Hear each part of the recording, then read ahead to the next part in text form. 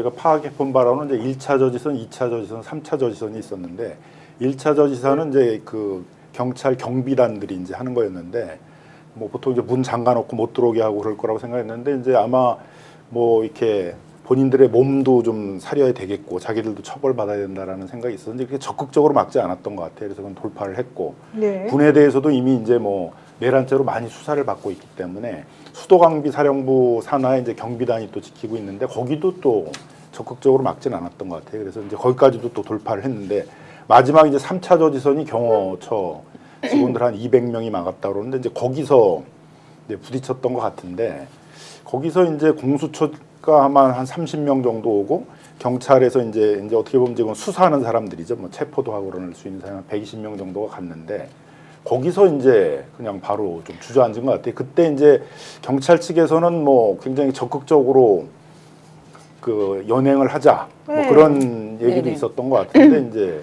그 공수처 측에서 뭐 어렵다 여기서 이제 철수하자 이렇게 해가지고 한번 했다고 그래요. 그래서 경찰과 공수처 측의 의견이 이렇게 일치하지는 않았다는 얘기들도 좀 있더라고요. 근데 그런 점을 보게 되면 공수처가 일단 요번에 꼭 가가지고 꼭 체포를 해야 되겠다라는 좀 의지가 상당히 좀 부족하지 않았나 이렇게 좀 생각이 아니 들고. 지금 뭐 소풍 나간 겁니까? 어이가 없는 게. 경찰도 사실은 네. 뭐 밖에 이제 이 에오스하는 경비단 한 2,800명 동원을 했다고 그러는데 막상 이제 가서 체포하는데 실제로 동원들 120명이면 경호처 한 200명하고 비교해도 좀 숫자가 적은 거잖아요.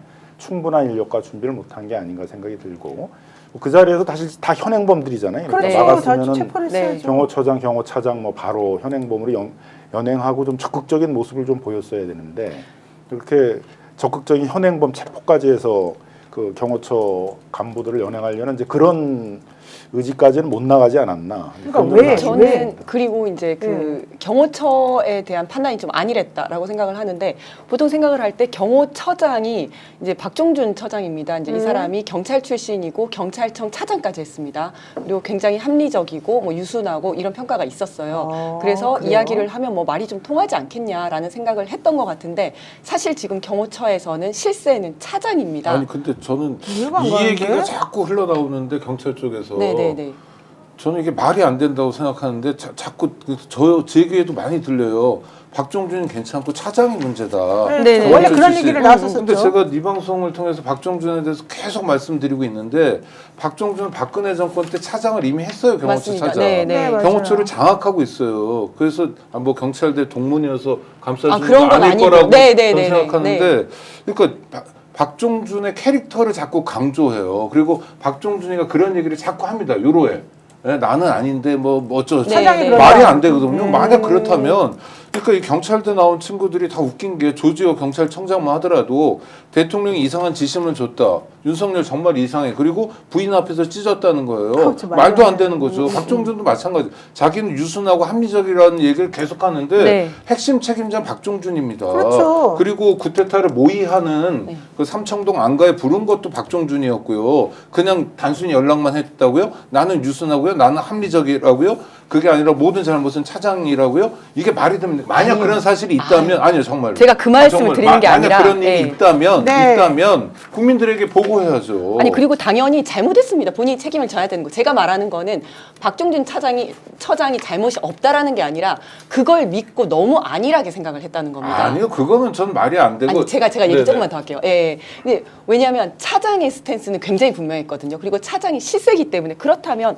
경호처에서 쉽게 열어주지 않을 거라고 생각을 했어야 했는데 이 들어가는 공수처와 경찰에서는 뭐 이걸 쉽게 열어줄 수 있을 것이다. 그래도 뭐 이렇게 좀 객관적으로 합리적으로 생각하는 사람이 처장인데 말이 좀 통하지 않겠냐라고 생각한 것 아니요, 자체가 그 1차 판단 미스고요. 근거가 저 어디서 나오는 조금만 더 건지 얘기할게요. 아니 그러니까 얘기를 주고 받자. 네네네네. 그 근거가 어디서 나오는 건지 모르겠는데 그러니까 처장은 합리적인 사람이다. 경찰 내부에서는 그렇겠죠. 왜냐 박종준은 기획통으로 주로 근무지가 경찰청이었어요.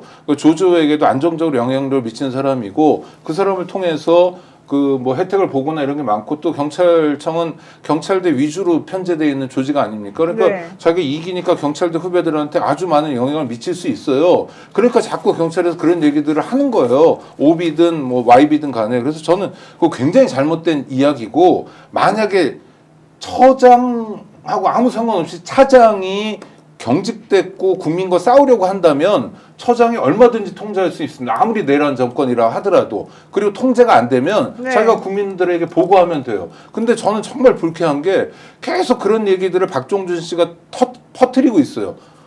그럼 퍼뜨리는 게 아니라 국민들에게 보고해야죠. 이게 무슨 장난치는 겁니까 지금. 네, 네, 네. 자기가 지금 내란에서 주요 임무 종사자로서의 범죄가 명확한 사람이 말로만 아닌 척하고 이런 얘기들이 계속 흘러나오는 게 되게 불쾌해서 말씀드리는 거예요. 불편해서. 네. 저는 어쨌든 제가 이 말씀을 드리는 거는 그 경호처의 스탠스에 대해서 공수처나 경찰에서 판단 미스를 했다. 문을 열어줄 거라고 생각을 했다는 게 첫 번째 판단 미스고. 스픽스는 말하는 언론입니다. 대세는 유튜브, 그중에서 스픽스.